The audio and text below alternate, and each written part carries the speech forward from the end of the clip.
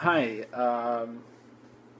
First non-fiction literary assignment, and I feel like this. So these selections were probably my favorite selections we've had all year, and I guess I just have an inclination towards non-fiction assignments. And one that really struck a chord with me was Leap by Brian Doyle, and man, I just like haven't stopped thinking about it for a week. And this is one of the few works I've ever read that have made me had this feeling where it won't leave. And man, it was emotional and impacted me a lot. And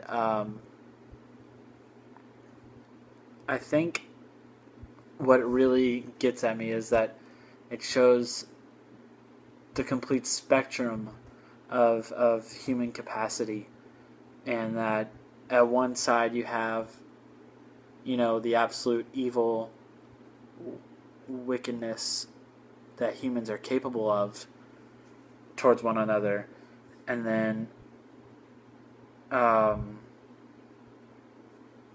on the other side you have the capacity for love, and that even in the darkest hour, capacities that are sorry, the human love can still exist. And I think that really just hits home here. Um, the second to last paragraph, the one that talks about um, that we didn't know who these people were, and that we don't know why they reached out for each other.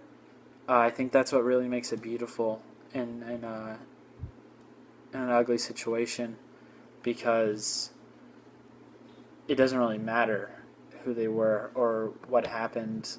What matters is that it did happen, and that we don't know what was being said.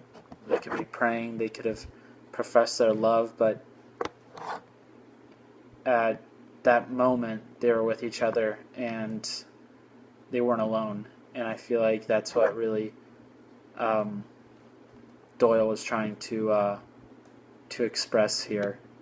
And yeah, it's an incredible moment and an awful moment at the same time.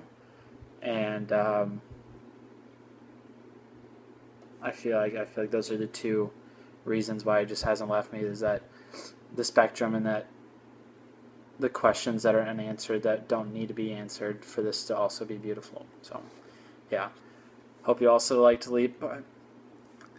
Sorry, hope you also like to leap by Brian Doyle, and I can't wait to read more. Bye.